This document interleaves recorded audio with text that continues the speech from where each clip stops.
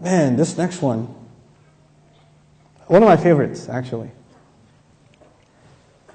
Surah As-Saff. Surah As-Saff. Allah talks about Musa alayhi salam, then He talks about Isa alayhi salam. Which nation was Musa alayhi salam sent to? Bani Israel. Very good. You guys are better than some of the kids I teach. Sometimes you get scary answers. I was used to teach at a Sunday school, hey, where was the Prophet born? This kid raised it in New Jersey. We got a long way to go. But anyway, Musa alayhi salam spoke to which nation? Bani Israel. Okay. Isa alayhi salam is in the next ayah. Which nation was he sent to? Bani Israel. They were both sent to Bani Israel. Okay. When Allah talks about Musa alayhi salam, He says, وَإِذْ قَالَ مُوسَى لِقَوْمِهِ. When Musa said to his nation. When Musa alayhi salam said to his nation. Who is his nation? Bani Israel. And the next ayah says, وَإِذْ قَالَ عِيسَى ibn Maryam. Ya Bani Israel. And by the way, Musa alayhi salam said, Ya qawmi. Ya qawmi. Anybody know what Ya qawmi means? My people. My people. Lima tu'dhunani. Why do you cause me pain? What kind of people are you? But you're my people. Why are you doing this? But when Isa alayhi salam spoke, he did not say Ya qawmi. He said Ya Bani Israel. Ya Bani Israel. Very next ayah. What's strange is, they're both prophets, they're both messengers, they're both talking to the same exact what? Nation. So how come one of them says, Ya qawmi, and the other one in the very next ayah, Allah makes him say what? Ya Bani Israel. You see, in Arabic tradition, to be from a nation, your father has to be from that nation.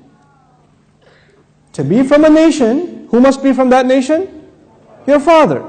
If my father is Pakistani and my mother is Bangladeshi, then according to that, I am what? I'm Pakistani, even though my mom's Pakistani too. I'm just saying. Okay? Like my kids, my wife is Indian. My wife's Indian. And I'm Pakistani. And there's a confusion in the household. So we decide the kids are Bangladeshi, therefore. We settled the issue. But anyway, technically, because I am the father, then they will be what? Pakistani. More than anything else, they're confused. But whatever. Yeah, no, and by the way, since I brought this up about Bani Israel, I should tell you recently, I know some of you are Astaghfirullah al-Azim, la hawla wa la quwwata illa billah. Recently, I made friends with a rabbi.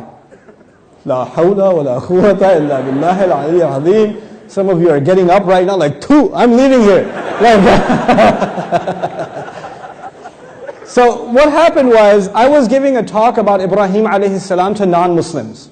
I was talking about the place of Abraham in Islam. And I was giving this talk, and a rabbi, like a proper rabbi, one of those rabbis, was sitting in the first row. And the guy was crying the entire time. The entire time. And he came up to me afterwards, and we started talking, we became good friends. And we spent some time together and discussed things here and there, and we've had some pretty interesting exchange with each other. I told him, look, I want to talk to you about Moses and Abraham. This is why I want to be your friend. I want to talk to you about Musa and Ibrahim alayhi salam, because Allah talks to my master and our Lord in His revelation talks to your people a lot. Ya Bani Israel, Ya Bani Israel, Ya Bani Israel. So clearly you have some background. And Allah is talking to you based on your background. And I want to understand your perspective. I don't want to talk about you, I want to talk to you. I don't want to judge what you say from books, I want to judge what you say from you. You tell me what you believe about Musa, you tell me what you believe about Ibrahim alayhi salam, and they say the most ridiculous things. They do. We have the most incredible conversations about the prophets. And they are, wallahi, I tell you one thing I learned from that, and we still talk a lot. We call him Ibrahim, they call him Ibrahim, right? And we even have a recitation, Ibrahim, but we're talking about two different people. What we know about Ibrahim alayhi salam, they have no idea. We call him Musa, they call him Mushe, Torat Mushe. But who we call Musa in the Quran, and who they call, wallahi, when you read and when you hear what they say about these same people, you will say, you're not talking about my Musa alayhi salam. You're talking about somebody else. I don't know who you're talking about. That ain't him. You got the wrong address or something. Because we disagree on almost everything. Almost everything. But you know why? When I brought this up, I was talking to you about Surah As-Saf. One messenger says, Ya Qawmi. The other messenger says what? Ya Bani Israel. Why did I bring up the rabbi? Because the rabbis hold the opinion that to be from a nation, your mother should be from that nation. They have that opinion. That's in Judaism, in traditional Judaism, it's a recent development, but they have it. So he says, no, ethnicity does not come from the father, ethnicity comes from the mother. I said, okay, Rabbi, let's have some fun then. Musa alayhi salam ran away from Egypt. He ran to a place called Madian. Madian is Arab. You know that, right, Rabbi? He goes, yes, of course, it's Arab. It's Arab. Okay, and he met a man in Madian, and that man married his daughter to Musa. So Musa married an Arab. You with me, Rabbi? You good? Yeah, Musa married an Arab. Okay. Therefore, all of his children, according to you, are Arabs.